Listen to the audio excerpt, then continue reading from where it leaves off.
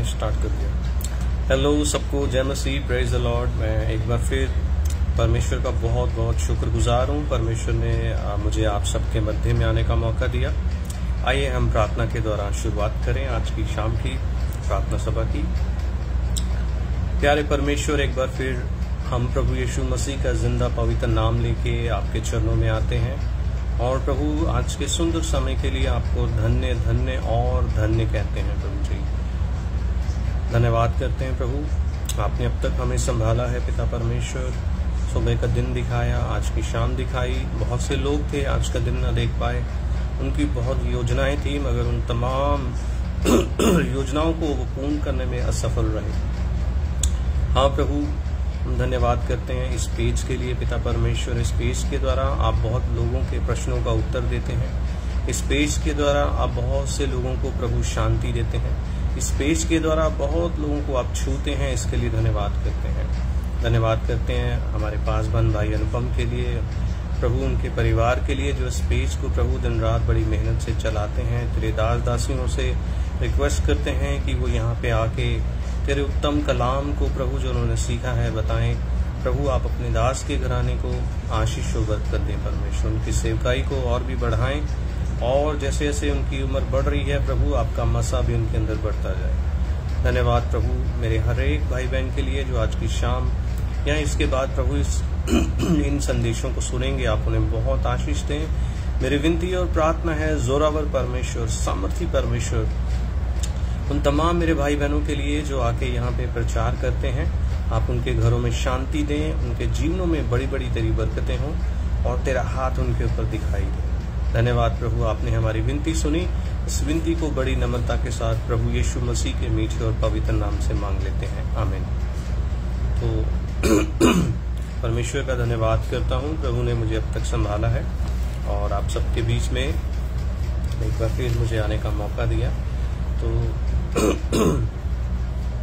आइए मिलके एक भजन को हम गाते हैं। कितना हसीन वादा ये किया खुदावंद ने, कितना हसीन वादा ये किया खुदावंद ने। जहाँ दो या तीन जमा होंगे मैं हूँ हाजिर उनमें। जहाँ दो या तीन जमा होंगे मैं हूँ हाजिर उनमें।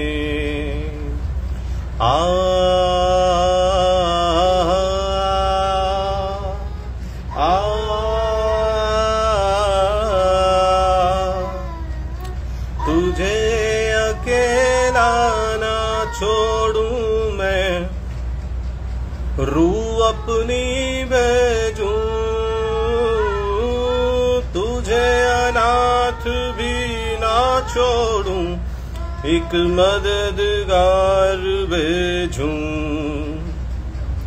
तुझे अनाथ भी ना छोड़ूं, एक मददगार भेजूं। यीशु के सिवा ये कब है बात कही किसने, यीशु के सिवा ये कब है बात कही किसने। जहाँ दो या तीन जमा होंगे मैं हूँ हाजिर उनमें।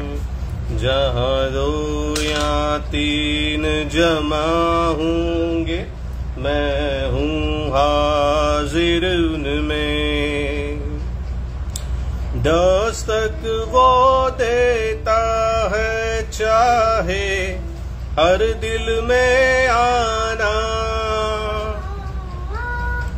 दस्तक वो देता है चाहे हर दिल में आना, भरता उसको रूह से अपनी जिसने उसे जाना, भरता उसका रूह से अपनी जिसने उसे जाना, जिसका बने हवाली वो कलियां लगे खिलने, जिसका बने हमाली वो कलियां लगे खिलने, जहाँ दो या तीन जमा होंगे तू हाजिर उनमें, जहाँ दो या तीन जमा होंगे तू हाजिर उनमें।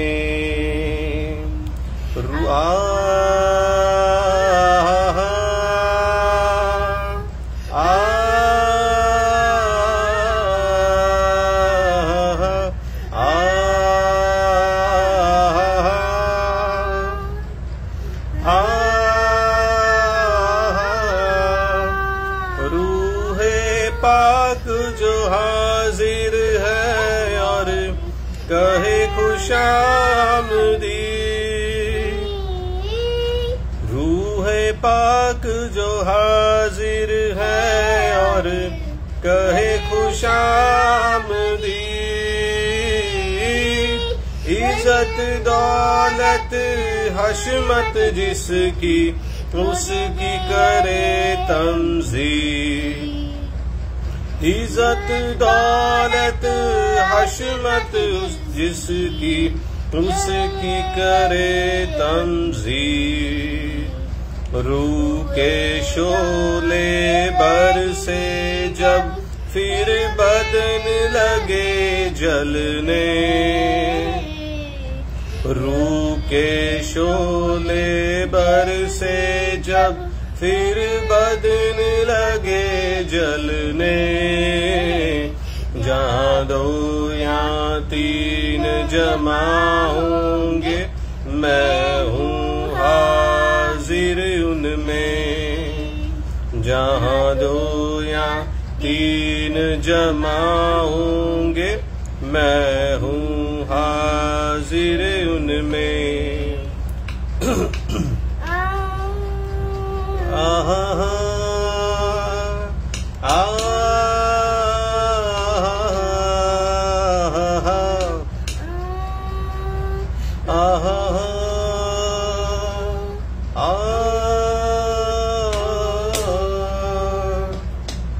आइए मिलके एक और प्रभु के जलाल के लिए हम भजन गाएं।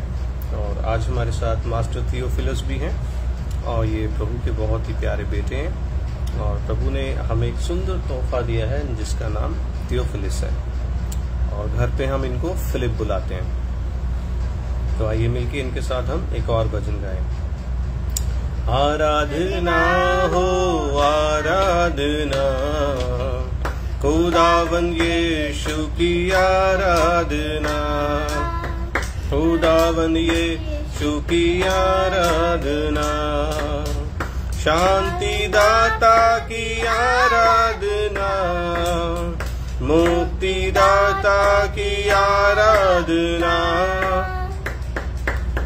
शांति दाता की आराधना, मुक्ति दाता की आराधना, आराधना हो आराधना, खुदावंद यीशु की आराधना, खुदावंद यीशु की आराधना, सूली वाले की आराधना, कीलों वाले की आराधना, सूली वाले की आराधना, कीलों वाले की आराधना, आराधना हो आराधना, खुदावंद यीशु की आराधना, खुदावंद यीशु की आराधना, पवित्र दिल से आराधना, प्रेमी मन से आराधना, पवित्र दिल से आराधना, प्रेमी मन से आराधना, आराधना हो आराधना, खुदावंद यीशु की आराधना, खुदावंद यीशु की आराधना, मेरे मसीहा की आराधना, जीवन दाता की आराधना, मेरे मसीहा की आराधना, मुक्ति दाता की आराधना, आराधना हो आराधना, खुदावंद यीशु की आराधना, खुदावंद यीशु की आराधना, दूतों के संग हो आराधना, संतों के संग हो आराधना, दूतों के संग हो आराधना, संतों के संग हो आराधना, आराधना हो आराधना, खुदावंद यीशु की आराधना, खुदावंद यीशु की आराधना।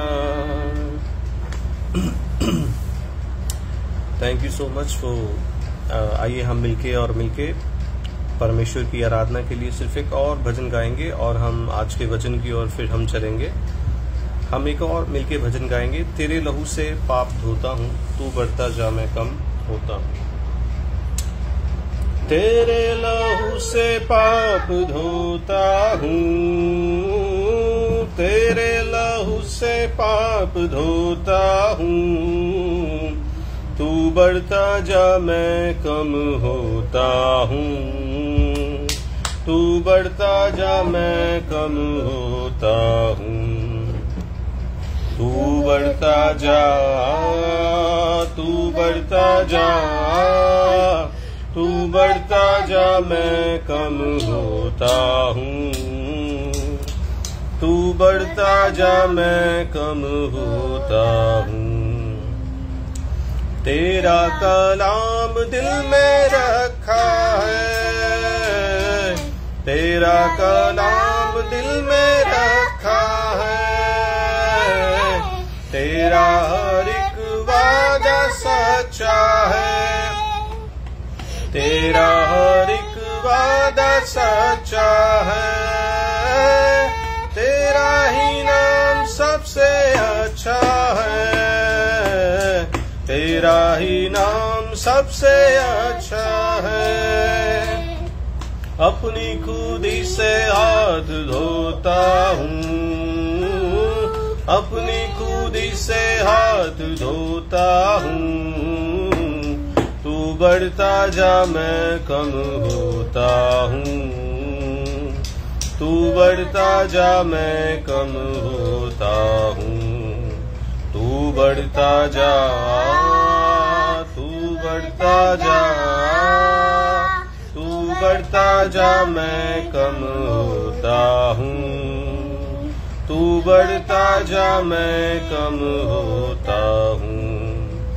तेरा लहू है मेल का पैगाम, तेरे लहू में सब चैन आराम, तेरा लहू है मेल का पैगाम, तेरे लहू में सब चैन आराम, तेरे लहू से बने बिगड़े काम, तेरे लहू से बने बिगड़े काम। अपनी खुदी से हाथ धोता हूँ, अपनी खुदी से हाथ धोता हूँ, तू बढ़ता जा मैं कम होता हूँ, तू बढ़ता जा मैं कम होता हूँ। तू बढ़ता जा, तू बढ़ता जा, तू बढ़ता जा मैं कम होता हूँ। तेरा कलाम जीवन रोटी, तेरा कलाम राहों की ज्योति, तेरा कलाम जीवन रोटी, तेरा कलाम राहों की ज्योति, तेरा कलाम है हंसी मोती, तेरा कलाम है हंसी मोती। दिल की माला में पिरोता हूँ, दिल की माला में पिरोता हूँ। तू बढ़ता जा मैं कम होता हूँ, तू बढ़ता जा मैं कम होता हूँ। तू बढ़ता जा, तू बढ़ता जा, तू बढ़ता जा मैं कम होता हूँ। तू बढ़ता जा मैं कम होता हूँ, मैं कम होता हूँ। Thank you so much. आइए मिलके हम आज के वचन की ओर चलेंगे और हम थोड़ी देर के लिए परमेश्वर के वचन से हम सीखेंगे। और अब हम पवित्र शास्त्र से मिलके बाइबल की एक आयत को हम पढ़ेंगे, प्रेरितों के काम और उसका 11 अध्याय और उसकी 26 आयत को हम मिलके पढ़ेंगे। यहाँ पे इस प्रकार से लिखा है, परमेश्वर का वचन यूं कहता है, और जब उससे मिला तो उससे अंताकिया में लाया, और ऐसा हुआ कि वह 1 वर्ष के लिए कलीसिया के साथ मिलते और बहुत लोगों को उपदेश देते रहे। और चेले सबसे पहले अंताकिया में ही मसीह कहलाए। And the disciples were first called Christians in Antiochia। तो आइए मिलके हम थोड़ी देर के लिए हम आज इस वचन के ऊपर मनन करेंगे, जो प्रेरितों के काम की किताब है। उसे नए नियम की इतिहास की किताब भी बोलते हैं। बाइबल की, अब पुराने नियम को जब आप पढ़ते हैं, पवित्र शास्त्र बाइबल को जब आप पढ़ते हैं, तो उसके 2 भाग हैं। एक है पुराना नियम और एक है नया नियम। और नए नियम के पुराने नियम की जो इतिहास की किताबें हैं, वो है पहला शमूएल, दूसरा शमूएल, पहला दूसरा राजा, पहला दूसरा इतिहास, एजरा, नेहमिया, एस्तर, ये सारी इतिहास की किताबों में काउंट की जाती हैं। और जब हम नए नियम के अंदर आते हैं तो मत्ती, मरकुस, लूका, यूहन्ना, ये गॉस्पल्स कहलाते हैं। और उसके बाद जो प्रेरितों के काम की किताब है, वो चर्च के इतिहास की किताब उसे माना जाता है।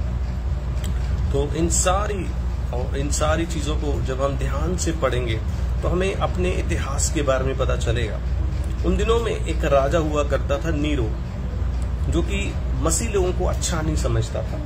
प्रभु यीशु मसीह के जी उठने के बाद जब प्रभु ने चेलों को बोला कि तुम यरूशलेम में ठहरे रहो, और फिर यरूशलेम में ठहरे रहना, और जब तुम्हें पवित्र आत्मा मिले फिर तुम अपने घर से बाहर निकलना और पूरे संसार में जाके, यूहन्ना की किताब में अगर आप पढ़ेंगे तो वहां पे ऐसा लिखा है कि अगर आप क्षमा कीजिए, मरकुस की किताब पढ़ेंगे तो वहां पे लिखा है कि पूरी सृष्टि में जाके सुसमाचार सुनाओ।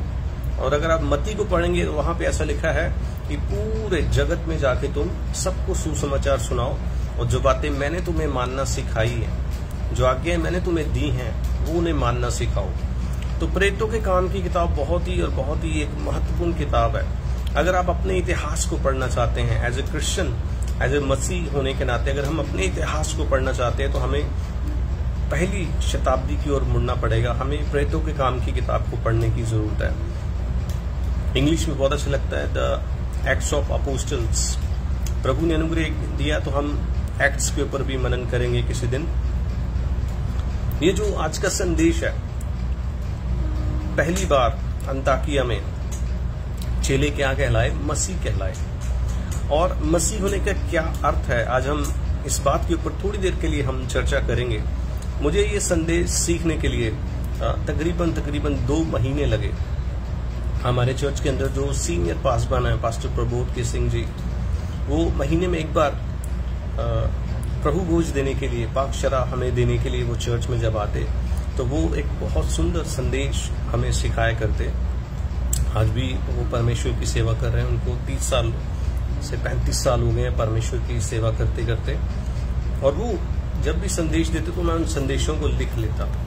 मेरी आज भी एक हैबिट है, मैं जब भी चर्च में जाता हूँ मैं वहाँ फ्री नहीं बैठता हूँ, मैं हमेशा कोशिश करता हूँ जो संदेश कोई भी पासवान वहाँ पे दे रहे हैं, कोई अच्छी बात बता रहे हैं, अगर मैं उसे भूल न जाऊँ तो मैं उसे तुरंत नोट डाउन कर लेता हूँ और मैं अपनी डायरी में से जल्दी यदि लिख लेता हूँ। तो उन दिनों में मैंने अपनी डायरी में इस संदेश को लिखा और आज हम अल्फाबेटिकली क्रिश्चियन वर्ड को हम मिलकर सीखेंगे। और आइए पहले शब्द की ओर हम चलते हैं। और अक्सर मैं बोलता हूँ आइए हम ABCD सीखते हैं, तो उसका अर्थ होता है कि हम कोई संदेश अल्फाबेटिकली सीखेंगे। तो क्रिश्चियन शब्द का क्या अर्थ है, हम उसे आज पहली बार हम यहाँ पे सीखेंगे। जो क्रिश्चियन है वो उसे क्या क्या उसके अंदर गुण होने चाहिए। तो जैसे कि पवित्र आत्मा के वरदानों के बारे में आपने सुना होगा, पवित्र आत्मा के फलों के बारे में आपने सुना होगा। ये जो क्रिश्चियन शब्द है ये पवित्र आत्मा के फलों के, हमारे अंदर कितने पवित्र आत्मा के फल होने चाहिए, कैसे हम प्रभु के अच्छे एक मसीह कहला सकते हैं, एक क्रिश्चियन कहला सकते हैं, ईसाई कहला सकते हैं, ये शब्द हमें ये बताता है। तो आइए मिलके पहला शब्द है, वो जो पहला शब्द है वो है केयरफुल होना। एक मसीह को हमेशा और हमेशा केयरफुल रहना चाहिए। उसका सामाजिक व्यवहार अपने कुलीग के साथ कैसा है। एक क्रिश्चियन को हमेशा केयरफुल रहना चाहिए, उसका स्पिरिचुअल व्यवहार कैसा है लोगों के साथ। उदाहरण के लिए जैसे मैं बोलता हूँ, बहुत सारे लोग भी बोलते होंगे हम आपके लिए दुआ करेंगे। Do we come at home and remember the person who has given the request. क्या हम घर आके उस व्यक्ति के लिए प्रार्थना कर रहे हैं। केयरफुल होना, इन बातों के लिए केयरफुल होना बहुत ही जरूरी है। जब हम चर्च जाते हैं हमें केयरफुल रहना चाहिए, हम क्या क्या बोलते हैं। मैंने कई मसीहों को मिला, सुबह सुबह मैं सैर करने जाता हूँ, मेरी आदत है, कई बार शाम में भी जाता हूँ वॉक करने के लिए। और मैं कई बार चर्च के अंदर, लुधियाना के अंदर बहुत बड़े चर्च के अंदर वॉक करने के लिए जाया करता था। सुबह लोग बहुत आते हैं प्रार्थना करने 5 बजे वॉक करने। मैं अक्सर एक अंकल को मिलता, वो जब भी मुझसे मिलते वो हमेशा चर्च के लोगों की बुराई करने लगता। मैंने उनको हमेशा यही बोला, अंकल कोई अच्छी बात बताइए, कोई नई बात बताइए तो जिससे मुझे भी इंकरेजमेंट मिले, कुछ सीखने को मिले। तो चुप होकर चले जाते। बहुत सारे लोग हैं जब वो मिलते हैं तो वो किसी न किसी चीज़ की बुराई करते हैं। हमेशा हमें याद रखना है, हमें यीशु मसीह को क्रूस पे चढ़ाया गया, उसकी देह के बहा गए। हम अपनी कौम को बदनाम न करें। जब भी किसी से मिले अपने चर्च की कोई अच्छी बात करें। तो केयरफुल होना बहुत जरूरी है। सोशल मीडिया पे हम जब कोई पोस्ट लिखते हैं, कई बार हम अपना प्रचार डाल देते हैं और प्रचार के बाद हम अपनी अनगिनत पिक्चर्स डाल देते हैं जिसके अंदर फिल्मी गाने घूम रहे होते हैं। वो दिखाता है आपके मन के अंदर क्या चल रहा है, आपकी स्पिरिचुअल लाइफ में क्या चल रहा है। वो दिखाता है कि आप एक तरफ संसार के साथ हो और एक तरफ परमेश्वर के साथ हो। तो केयरफुल होना बहुत जरूरी है। सोशल मीडिया पे आप क्या अपने आप को प्रेजेंट करते हो। Do we present Christ, do we present a man, do we present a worldly man. ये बहुत ही केयरफुल रहने की बात है। दूसरा जो शब्द है वो है हम्बल, H यानी कि हम्बल होना। आपको और मुझको हमेशा और हमेशा नम्र होने की जरूरत है। याद रखिए मूसा जो इस पृथ्वी का सबसे नम्र व्यक्ति है, जिसकी गवाही परमेश्वर भी देते हैं, इतना पावरफुल है वो कि उसके चेहरे के आगे वो एक जाली लगा देते थे, उसका चेहरा नहीं लोग देख पाते थे। परमेश्वर का एक जलाल का एक अंश उसके अंदर आया, उसके चेहरे पे इतना नूर आ गया, फिर भी वो हम्बल है। वो चाहता तो घमंड कर सकता था कि मेरे अंदर जो अभिषेक है इस समय पूरे ब्रह्मांड में किसी के पास नहीं है, मगर वो अपने आप को फिर भी नम्र रखता है। मेरे प्रियो, प्रभु यीशु मसीह भी कहते हैं मुझसे सीखो मैं दीन और नम्र हूं। क्रिश्चियन को हमेशा और हमेशा एक नम्र स्वभाव रखना चाहिए। आजकल सोशल मीडिया का ज़माना है, लोग चीज़ों पे प्राउड करने लग गए हैं। मेरे पास अच्छी इनकम है, मेरे पास अच्छा घर है, मेरे पास अच्छे बच्चे हैं, अच्छी बात है, मगर एट द सेम टाइम आपके कुलीग्स के साथ, आपके मोहल्ले वालों के साथ, आपके आसपास के लोगों के साथ ये एक प्राउड का कारण नहीं, ये एक नम्रता का कारण होना चाहिए। आपकी नम्रता दिखनी चाहिए। मैं जब भी अपने पासवान के घर जाता हूँ उनसे मिलने, वो खुद मेरे को कई बार चाय की ट्रे खुद पकड़ाते हैं। मुझे बहुत उस समय शर्म आती है कि नहीं, how humble is my pastor and how I am. मुझे कई बार ये बात बड़ी मसीह के प्रेम के प्रति, जो उनके अंदर मसीह का प्रेम है, वो मुझे और आकर्षित करता है कि मैं अपने जैसे मेरे पासवान नम्र हैं, हमें भी नम्र होकर परमेश्वर की सेवा करनी चाहिए। We should learn every day. एक छोटी बात है, एक चाय की ट्रे वो खुद आपको देना एक बहुत बड़ी बात नहीं। उनके घर में 2-3 सर्वेंट हैं, मगर whenever he serve godly people, तो वो खुद अपने आगे आते हैं और खुद उनको वो चीज़ें देते हैं। मुझे बहुत अच्छा भी लगता है और मुझे सीखने को मिलता है कि मुझे भी नम्र होना चाहिए और नम्र होना चाहिए। You know, as a Christian हमें अपनी किसी चीज़ का प्राउड नहीं करना चाहिए कि मेरे पास ये अच्छा है, मेरे पास ये अच्छा है, मेरे पास ये सब परमेश्वर के अनुग्रह से आपको मिला। इसलिए आप और मैं याद रखें, हमें केयरफुल रहना चाहिए सोशल मीडिया पे, और हमें हमेशा और हमेशा हम्बल रहना चाहिए। तीसरी बात हम सीखेंगे, आर यानी कि ready to go to heaven. You know, मसीह हमारी मंजिल है। आपको और मुझका एक ही गोल है। हम इस संसार के अंदर यात्री हैं, हमें हमेशा हेवन जाने के लिए लगातार और लगातार अपनी तैयारी करनी चाहिए। हमें बहुत सारी बातों की चिंता नहीं करनी चाहिए। सुबह मैं 2 बजे बाइबल पढ़ रहा था, सुबह 2 बजे के करीब मैंने बाइबल अपनी पढ़ रहा था अकेले बैठ के शांति में, और मैं देख रहा था प्रभु यीशु मसीह ने बोला कि आज का दुख आज के लिए बहुत है, सारी बातों की चिंता मत करो। एज ए गुड क्रिश्चियन हमें निरंतर और निरंतर आस रखनी चाहिए कि मैंने स्वर्ग जाना है, मैंने अपने आप को स्वर्गीय वरदानों से अपने आप का श्रृंगार करना है, स्वर्गीय फलों से मुझे अपने आप को भरना है, ताकि जब मैं जाऊं संसार के अंदर तो संसार मुझे अट्रैक्ट न कर ले। यू नो, मैंने एक कहानी सुनी जॉन बनियन की, आप उसकी किताब पढ़िए, pilgrim progress, it's a wonderful book. प्रभु ने एक क्वेश्चन का मुझे आंसर दिया। मैंने 14 साल एक बात के लिए प्रार्थना की परमेश्वर से, मैंने प्रार्थना की कि लोग क्यों नहीं बदलते। प्रभु ने मुझे उस बुक को पढ़ने के लिए कहा। उसके अंदर लिखा था, जॉन बनियन की बुक के अंदर ऐसा मैंने पाया कि वो एक कबाड़ी था, और जब वो कबाड़ लेके सेकेंड वर्ल्ड वॉर के बाद वो फ्री था, वो रिटायर्ड सैनिक था, उसके गांव में जब वापस गया, उसके पिताजी भी कबाड़ का काम करते थे, उसने भी वही काम चुना, और वो रोज अपने थैले में लोहे के सामान को लेके जाता, शहर जाके बेच के आता। रास्ते में परमेश्वर ने उसे बोला कि लोग क्यों नहीं बदल रहे। मेरे को भी परमेश्वर ने समझाया कि आप जब घर से निकलते हैं तो आप बहुत सारी चीज़ों को अपने मन के अंदर ले लेते हैं, बहुत सारी चीज़ों को। ये फ्लैट अच्छा है, ये प्लॉट अच्छा है, ये स्कूल अच्छा है, ये मॉल अच्छा है, ये अच्छा है, गाड़ी अच्छी है, उसकी लुक्स अच्छी है, सारी चीज़ें जब आप लेके आ जाते हैं तो आपका फिर इस संसार को छोड़ने का मन ही नहीं करता, आप इसमें और रहना चाहते हैं और इस पृथ्वी के ऊपर गलत कार्यों को आप होते हुए देखना चाहते हैं। You know, if you love the presence of God, you love to sit in his presence. अगर आप प्रभु से प्रेम करते हैं तो आपकी प्रार्थना से उठने का आपका मन नहीं करेगा, आप हमेशा कहेंगे मुझे और परमेश्वर के साथ बिताना है। यू नो, अगर आप रात को प्रार्थना करें तो बहुत ही अच्छा है, तभी हमारा मन स्वर्ग जाने को करेगा, अन्यथा हमारा मन इन सब बातों में लगा रहेगा। अभी बच्चों की शादी नहीं हुई, अभी बच्चों की शादी करनी है, अभी कोई प्रॉपर्टी नहीं बनी, प्रॉपर्टी बनानी है, अभी जॉब अच्छी नहीं, जॉब बनानी है। यू नो, अगर आप परमेश्वर के साथ चलते हैं, जॉब खुद आपके पास आ जाएगी, और वो जॉब आएगी जो आप डिजर्व करते हो, जिसमें आपको परमेश्वर फलवंत करेगा। तो इसलिए हमें रेडी टू हेवन होना चाहिए। अगला जो शब्द है वो है इनोसेंट। यू नो, बुराई के लिए हमेशा इनोसेंट बनिए। मेरे कहने का अर्थ है कि यीशु मसीह गाली सुन के गाली नहीं देता था, यीशु मसीह बुरी बातें नहीं करते थे, वो हमेशा अच्छी बातें करते थे।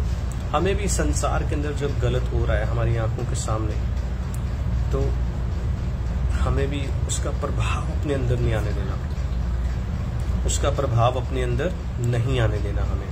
क्यों? हमें बुराई के बदले बुराई नहीं करनी, हमें उस समय इनोसेंट बनना है। मैंने बहुत सारे लोगों को देखा, जब उनके साथ कोई बुरा करता है वो और भी उसके साथ बुरा करना चाहते हैं। खास करके कई बार किसी ने आपको एक बात सुनाई है तो आप 4 बातें जाके सुनाने की कोशिश करते हैं। आप थोड़ी देर के लिए इनोसेंट बन जाएंगे तो लोग आपकी ही प्रशंसा करेंगे। तो मैं आपको यही कहना चाहूँगा, हमेशा हमेशा बुराई के लिए आप इनोसेंट बने, ना कि आप बुराई के बदले और बुराई करके दिखाएं और बुराई करके दिखाएं। कभी आ जाता है गुस्सा, मगर आपके अंदर हम्बलनेस अगर है तो आप माफ़ी भी तुरंत मांग लेंगे। मैं मानता हूँ घरों के अंदर बातें हो जाती हैं, रिश्तेदारी में बात हो जाती है, दोस्तों में विवाद हो जाता है, पैसे के लेन देन में खास करके लोग केयरफुल रहते हैं, झगड़े हो जाते हैं। मगर अगर आप इनोसेंट हैं तो परमेश्वर आपका पक्ष करेंगे। अगली जो बात है वो है स्ट्रॉन्ग इन द लॉर्ड। आप प्रभु में कितने मजबूत हैं ये आपकी बाइबल रीडिंग बताती है, ये आपकी प्रार्थना की लाइफ बताती है, ये आपकी मसीह के साथ जो आपकी चाल है वो बताती है। आप प्रभु में कितने गहराई से प्रभु को जान गए हैं। मैं अक्सर बोलता हूँ, the more you read your Bible the more you know your God.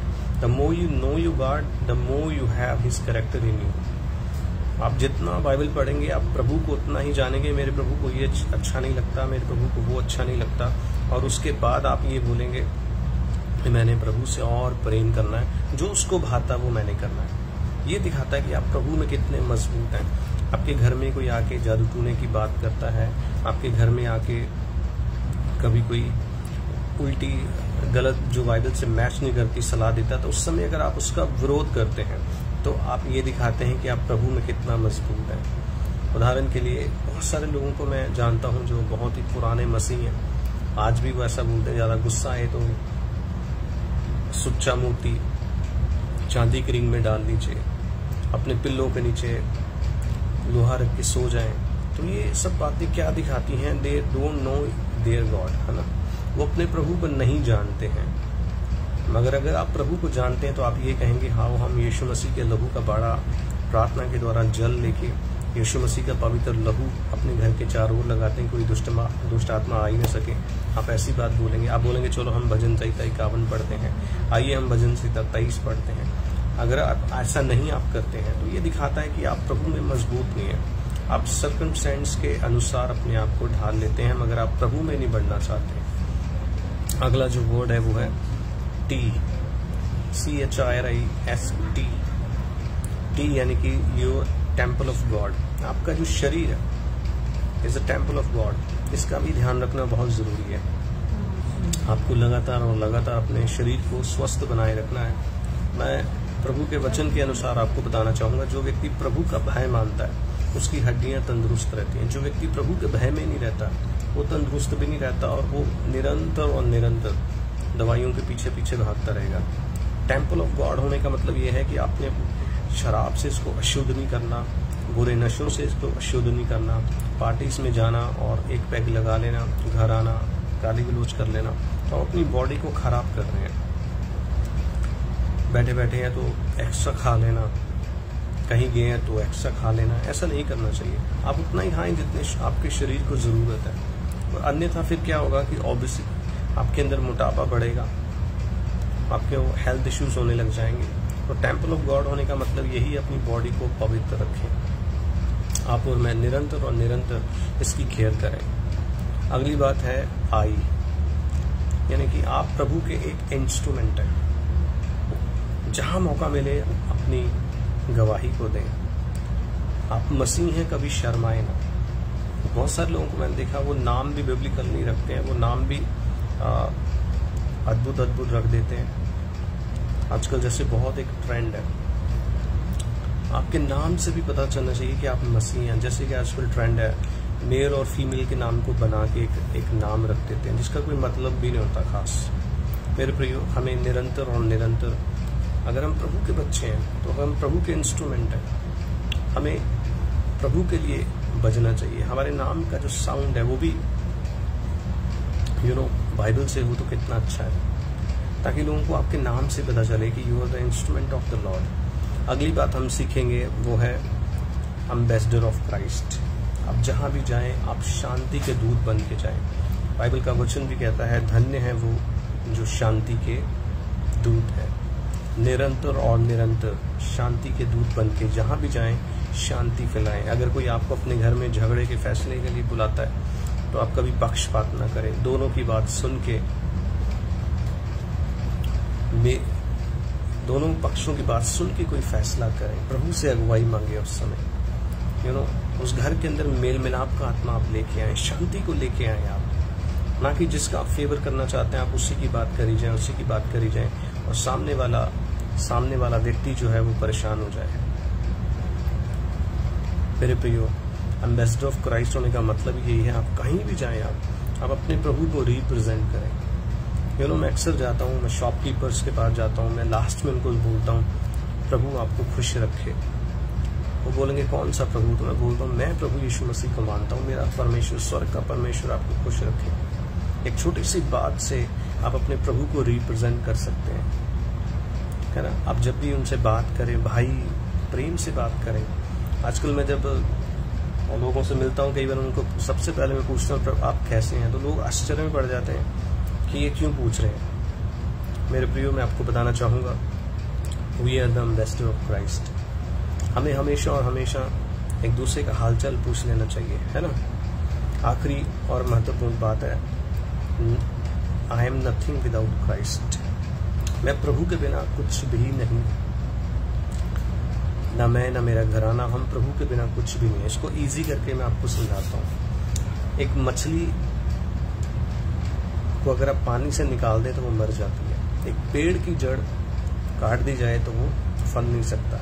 ऐसे ही अगर हम प्रभु के बिना हम कुछ भी नहीं है। प्रभु ने हमें श्वास दी, अगर प्रभु हमारी श्वास वापस ले ले तो हम कुछ भी नहीं है। इसलिए आप और मैं निरंतर और निरंतर याद रखें, we are nothing without Christ. एक पेड़ का शाखा काट दिया जाए, उसे जल न दिया जाए वो मर जाता है। मछली को जल से निकाला जाए तो वो मर जाती है। ऐसे ही हमारा भी जो श्वास है परमेश्वर ने हमें दिया है, परमेश्वर जब चाहे इसे ले सकता है। इसलिए हमेशा हमें याद रखना चाहिए, we are nothing without Christ. हमारा शरीर केवल और केवल और केवल मिट्टी से बना, मिट्टी में चला जाएगा। हम प्रभु के बिना कुछ भी नहीं है।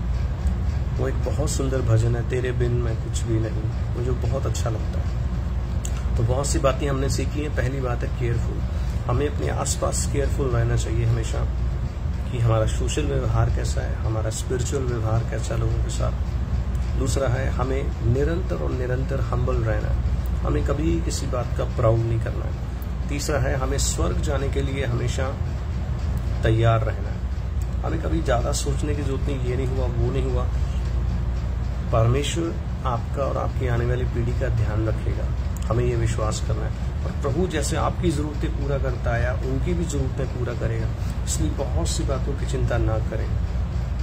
तीसरी बात, हमें हमेशा और हमेशा बुराई के लिए इनोसेंट बनना है। अगर चार लोग अगर गाली दे रहे हैं तो आपको वहां से हट जाना चाहिए। अगर 4 लोग बुरा काम कर रहे हैं तो हमें वहां से हट जाना चाहिए। इसके एक छोटी उदाहरण मैं देना चाहूंगा आपको। एक बार एक टैक्सी ड्राइवर, एक भाई एक ट्रक ड्राइवर के साथ काम करने लग गए, और वो जो ट्रक ड्राइवर थे वो कम बोलते थे। उनका असिस्टेंट था, वो प्रभु को नहीं जानता था और ना वो ये जानता था कि ये भाई मसीह है। और वो जब भी कंपनी का माल लेके जाते, प्रॉपर डब्बे गिन के वहाँ डिलीवरी करते, वापस आते। और बहुत बार असिस्टेंट बोलता, भाई आप तेल क्यों चोरी कर लेते? वो कहता है कि नहीं, मुझे नहीं सूट करता ये। कई बार वो बोलता, भाई आप थोड़ा लेट जाया करो, आप टाइम पे पहुंच जाते हो। कहते नहीं, ये मेरे नियम के खिलाफ है। फिर कई बार बोलता, भैया आप जानबूझ के बोल दो ना, टायर पंचर हो गया, पैसे लगेंगे आपके, थोड़े पैसे बन जाएंगे। वो कहता है कि नहीं, मेरे कैरेक्टर में ऐसा नहीं है। फिर वो कहता है, भाई आप किस मिट्टी के बने हो? वो कहता है, मुझे परमेश्वर ने अपने हाथों से बनाया, मैं उस मिट्टी से बना हूँ जिसे परमेश्वर ने बूंदा। वो कहता है, आप क्या करते हो? वो बोलता है कि मैं चर्च जाने वाला मसीह हूँ।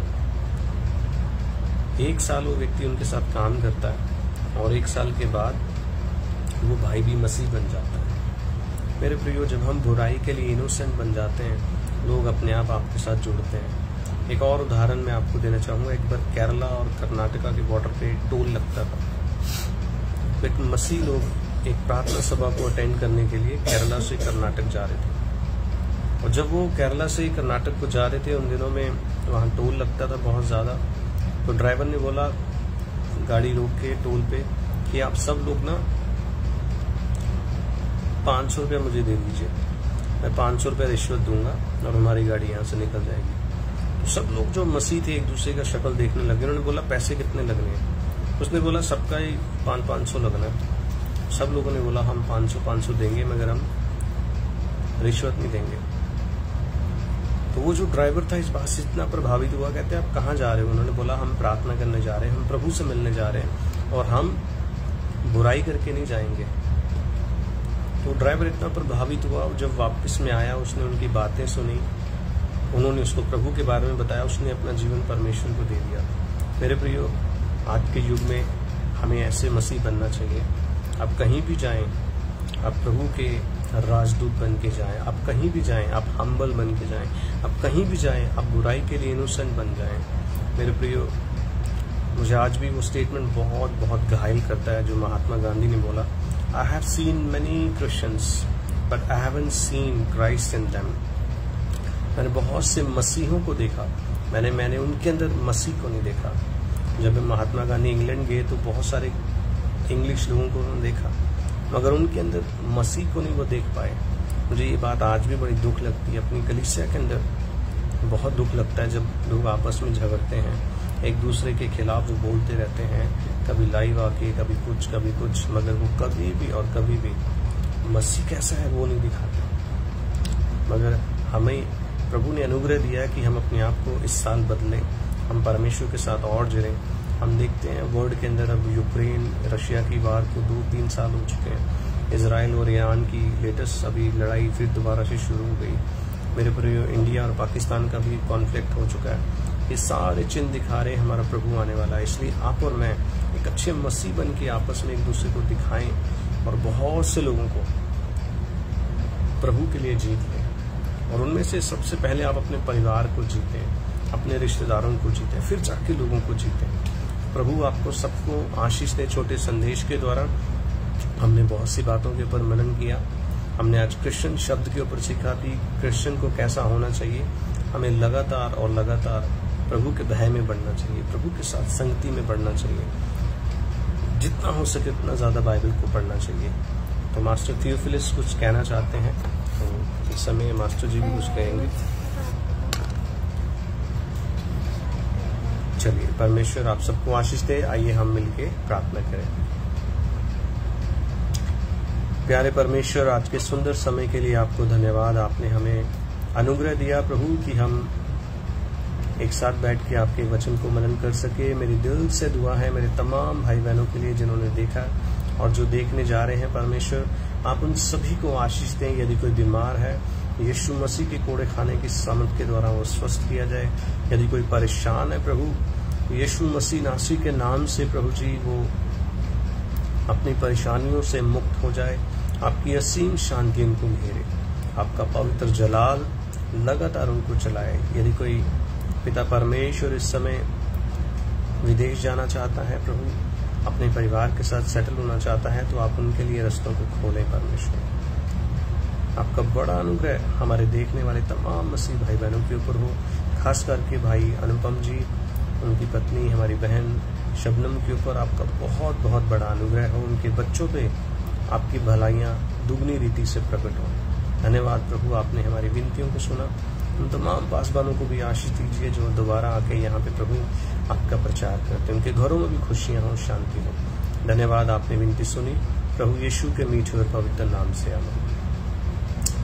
मैं गॉड ब्लेस यू। प्रभु आपको बहुत बहुत आशीष दे। प्रभु में बने रहिए जी। और परमेश्वर आप सबको अच्छा रखे। Thank you.